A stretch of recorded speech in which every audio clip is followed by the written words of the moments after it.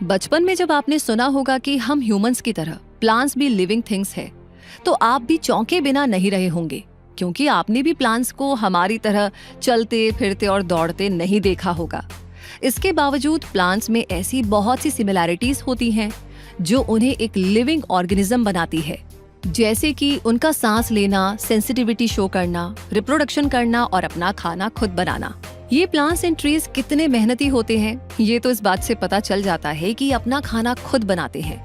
लेकिन साथ ही ये जानना भी जरूरी है कि प्लांट्स के द्वारा बनाया गया फूड न केवल उनके सर्वाइवल और ग्रोथ के लिए यूज होता है, बल्कि बाकी लिविंग ऑर्गेनिजम्स के लिए भी जरूरी होता है, क्योंकि ह्यूमन सहित ज्यादातर लिविंग ऑर्गेनिजम्स की न्यूट्रिएंट और एनर्जी की जरूरतें भी इसी फूड से पूरी होती है। प्लांट्स का ये फूड मेकिंग प्रोसेस फोटोसिंथेसिस यानी प्रकाश संश्लेषण कहलाता है।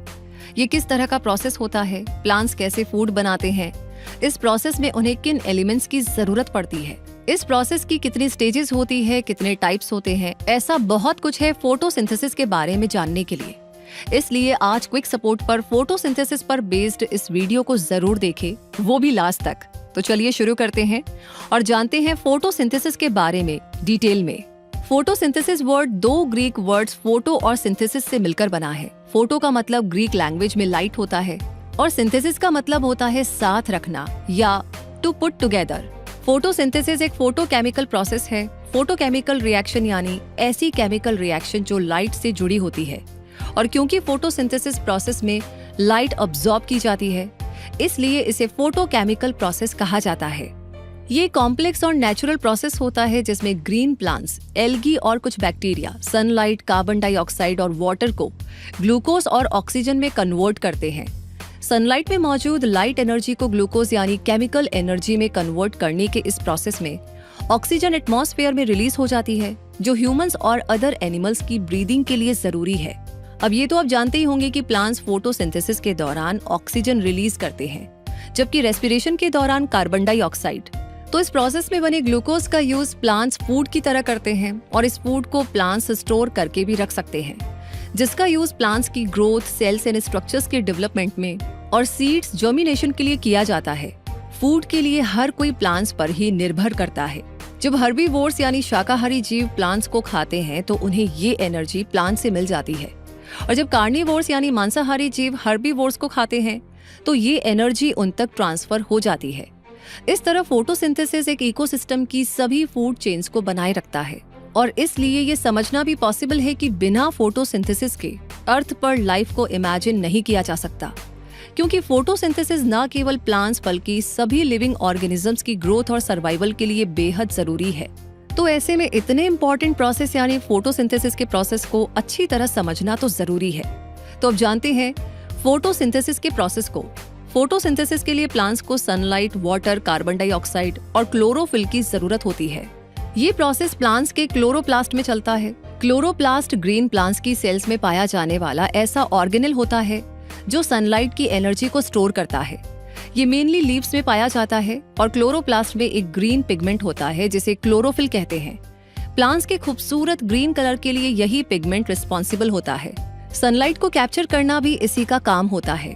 प्लांट्स अपनी रूट से वाटर को अब्सॉर्ब कर लेते हैं और उसे जाइलम वेसल्स के जरिए लीव्स तक पहुंचा देते हैं, जहां पर ये फूड मेकिंग प्रोसेस चल रहा होता है। ये xylem vessels long thin tubes होती हैं जो प्लांट्स की रूट से वाटर और मिनरल्स को लेकर के उन्हें लीव्स तक पहुंचाती है। फोटोसिंथेसिस प्रोसेस के लिए जरूरी कार्बन डाइऑक्साइड एयर से मिल जाती है। ये कार्बन डाइऑक्साइड लीव्स के निचले हिस्से में मौजूद छोटे छोटे होल्स के जरिए पहुंचती है। इन होल्स को स्टोमेटा कहा जाता है। इन स्टोमेटा की क्लोजिंग और ओपनिंग गैसों के एक्सचेंज में हेल्प करती है और इन्हीं के जरिए कार्बन डाइऑक्साइड प्लांट के अंदर आती है और ऑक्सीजन बाहर जाती है। तो इस तरह जब इस प्रोसेस के लिए जरूरी सारा सामान मिल जाता है यानी वाटर, कार्बन डाइऑक्साइड, क्लोरोफिल और सनलाइट, तो इस तरह ये प्रोसेस आगे बढ़ता है और क्लोरोफिल में कैप्चर की गई लाइट एनर्जी का यूज करके रॉ मटेरियल्स वाटर और CO2 यानी कि कार्बन डाइऑक्साइड को ग्लूकोज और ऑक्सीजन में कन्वर्ट कर दिया जाता है। इस प्रोसेस में बनी ऑक्सीजन एटमॉस्फेयर में रिलीज कर दी जाती है और ग्लूकोज का यूज प्लांट्स अपने फूड की तरह करते हैं और इसकी कुछ मात्रा स्टोर भी करके रखते हैं। इस प्रोसेस में 6 कार्बन डाइऑक्साइड मॉलिक्यूल्स और 6 वाटर मॉलिक्यूल्स को क्लोरोफिल के द्वारा कैप्चर की गई लाइट एनर्जी एक शुगर मॉलिक्यूल और 6 ऑक्सीजन मॉलिक्यूल्स में कन्वर्ट करती है। इस रिएक्शन में कुछ मात्रा में वाटर भी बनता है। फोटोसिंथेसिस में बने ये 3 एंड प्रोडक्ट्स अलग अलग तरह से यूज होते हैं। ग्लूकोज की कुछ मात्रा प्लांट्स इमीडिएटली कंज्यूम कर लेते हैं और आखिर ये उनका फूड जो है, और थोड़ी क्वांटिटी इनसॉल्युबल स्टार्च की फॉर्म में स्टोर रहती है। वाटर इस प्रोसेस में फिर से यूटिलाइज कर लिया जाता है और ऑक्सीजन की थोड़ी क्वांटिटी प्लांट्स के रेस्पिरेशन प्रोसेस में यूज होती है और बाकी अमाउंट स्टोमेटा के थ्रू एटमॉस्फेयर में रिलीज कर दिया जाता है। फोटोसिंथेसिस रिएक्शंस मेनली 2 स्टेजेस में पूरा होता है, लाइट डिपेंडेंट रिएक्शन और लाइट इंडिपेंडेंट रिएक्शन। आइए इनके बारे में जानते हैं। लाइट डिपेंडेंट रिएक्शन को लाइट रिएक्शन भी कहा जाता है क्योंकि ये सनलाइट की प्रेजेंस में होने वाली रिएक्शन है। ये क्लोरोप्लास्ट के ग्राना में थाइलोकॉइड मेम्ब्रेन में होती है। ये रिएक्शन फोटोसिंथेसिस प्रोसेस की फर्स्ट स्टेज है, जिसमें सोलर एनर्जी को एटीपी और NADPH की फॉर्म में केमिकल एनर्जी में कन्वर्ट किया जाता है। इस रिएक्शन में ऑक्सीजन वेस्ट प्रोडक्ट की तरह रिलीज होती है। अब जाने लाइट इंडिपेंडेंट रिएक्शन के बारे में। तो इस रिएक्शन के कंप्लीट होने के लिए लाइट की जरूरत नहीं होती, इसलिए इसे लाइट इंडिपेंडेंट स्टेज या डार्क रिएक्शन भी कहा जाता है। इसे कैल्विन साइकिल भी कहा जाता है और ये क्लोरोप्लास्ट के इनर स्पेस स्ट्रोमा में होती है। प्लांट्स स्टोमेटा से CO2 कलेक्ट करके और वाटर का यूज करके कैल्विन साइकिल शुरू करते हैं, जिसमें ATP और NADPH मॉलिक्यूल्स की एनर्जी का यूज करके कार्बन डाइऑक्साइड से ग्लूकोज जैसे कार्बोहाइड्रेट मॉलिक्यूल्स असेंबल किए जाते हैं और इस तरह इस रिएक्शन में कार्बन डाइऑक्साइड और वाटर एटम से शुगर या ग्लूकोज बनती है, जो कि इस रिएक्शन का एंड प्रोडक्ट होती है। ये डार्क रिएक्शन होती तो दिन के समय में ही है, लेकिन डायरेक्ट लाइट का यूज नहीं करती और लाइट रिएक्शन के प्रोडक्ट्स ATP और NADPH पर डिपेंडेंट होती है। और इस तरह लाइट रिएक्शन और डार्क रिएक्शन के जरिए फोटोसिंथेसिस प्रोसेस पूरा होता है, जिसमें लाइट रिएक्शन इनिशियल स्टेज होती है जो ATP और NADPH बनाने के लिए लाइट एनर्जी को ट्रैप करती है, और डार्क रिएक्शन सेकंड स्टेज है जिसमें ATP और NADPH की एनर्जी को यूटिलाइज करके ग्लूकोज बनाया जाता है। अब बारी आती है फोटोसिंथेसिस के टाइप्स को जानने की। तो फोटोसिंथेसिस के 3 बेसिक टाइप्स होते हैं, C3, C4 और CAM फोटोसिंथेसिस। ये तीनों ही कैल्विन साइकिल का यूज करके CO2 यानी कार्बन डाइऑक्साइड को शुगर्स में कन्वर्ट करते हैं, लेकिन इनका तरीका अलग अलग होता है। पहले जानते हैं C3 फोटोसिंथेसिस के बारे में। तो ये ज्यादातर प्लांट्स पे पाया जाता है, जैसे वीट, राइस, कॉटन, पोटैटोज और सोयाबीन्स। इस फोटोसिंथेसिस का बाय प्रोडक्ट एक 3 कार्बन मॉलिक्यूल है, जिसे 3-PGA यानी 3-फोस्फोग्लाइसेरिक एसिड कहा जाता है, इसलिए इस प्रोसेस को C3 नाम मिला है। इसी तरह C4 फोटोसिंथेसिस का यूज शुगरकेन, सोगम और मेज जैसे प्लांट्स करते हैं। ट्रॉपिकल डेजर्ट रीजन्स के प्लांट्स में इस तरह का फोटोसिंथेसिस पाया जाता है। इसमें फर्स्ट प्रोडक्ट एक 4 कार्बन कंपाउंड ऑक्सेलोएसिटिक एसिड होता है, इसलिए इसे C4 कहा जाता है। वहीं कैक्टस और पाइनएप्पल्स जैसे प्लांट्स जो एक्सट्रीमली हॉट और ड्राई कंडीशंस में ग्रो करते हैं, उनमें CAM फोटोसिंथेसिस यानी क्रेसिलिशियन एसिड मेटाबॉलिज्म पाया जाता है।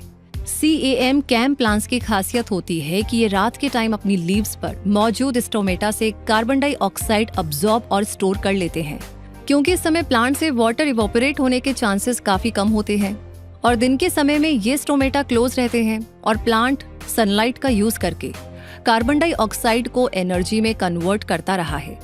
ऐसा करने से वाटर लॉस काफी कम होता है और इतने ड्राई और हॉट वेदर कंडीशंस में प्लांट्स के लिए खाना बनाना और ग्रो करना पॉसिबल हो पाता है। फोटोसिंथेसिस के इन 3 टाइप्स के बाद ये जानना भी जरूरी है कि इस प्रोसेस को कौन से फैक्टर्स अफेक्ट करते हैं। आइए जानते हैं। लाइट इंटेंसिटी यानी जितनी ज्यादा लाइट होगी उतना ही ज्यादा फोटोसिंथेसिस रेट हाई होगा, वहीं लो लाइट में फोटोसिंथेसिस का रेट काफी कम होगा। इसी तरह CO2 कॉन्सेंट्रेशन भी इस प्रोसेस को अफेक्ट करती है। हायर कॉन्सेंट्रेशन फोटोसिंथेसिस प्रोसेस को तेज करती है। इस प्रोसेस के लिए CO2 का रिक्वायर्ड अमाउंट 300 से 400 ppm यानी पार्ट्स पर मिलियन होता है। इस प्रोसेस के इफेक्टिवली कंप्लीट होने के लिए टेम्परेचर रेंज भी 25 से 35 डिग्री सेल्सियस के बीच होनी चाहिए और वाटर क्वांटिटी का सफिशिएंट होना भी काफी जरूरी है ताकि स्टोमेटा ओपन हो सके। इस प्रोसेस में manganese, magnesium, copper, iron, chlorine और फास्फोरस जैसे मिनरल्स भी रिक्वायर्ड होते हैं।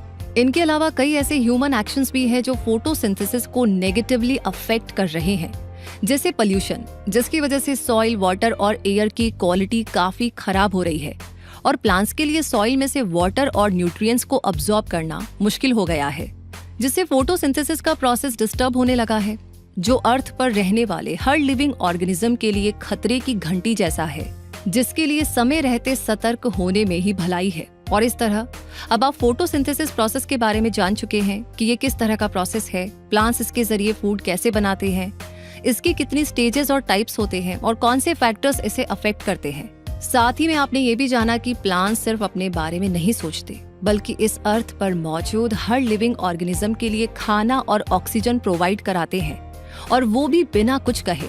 अब समझना ये है कि हम बदले में उन्हें क्या दे रहे हैं और क्या दे सकते हैं। इसी सोच के साथ फोटोसिंथेसिस पर बेस्ड ये वीडियो यहीं पर पूरा होता है।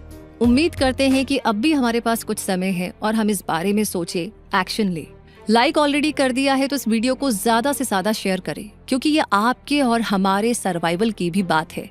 साथ ही आप प्लांट्स के शेयरिंग एंड केयरिंग एटीट्यूड को फॉलो करेंगे, ऐसी उम्मीद हम करते हैं। और अभी के लिए अगर आप काफी टाइम से वीडियोस देख रहे हैं लेकिन आपने सब्सक्राइब नहीं किया है तो लगे हाथ इस काम में तो बिल्कुल देरी नहीं होनी चाहिए। क्विक सपोर्ट चैनल को सब्सक्राइब करके बेल आइकन प्रेस कर दीजिए, ताकि ऐसे अमेजिंग वीडियोस के नोटिफिकेशन हमेशा आपको टाइम पर मिलते रहे। तो मैं रूबी पारेख मिलूंगी जल्दी ही आपसे। तब तक के लिए अपने सवाल हमें भेजते रहिए। आपका प्यार और सपोर्ट हमें कॉमेंट सेक्शन में शेयर करते रहिए। धन्यवाद।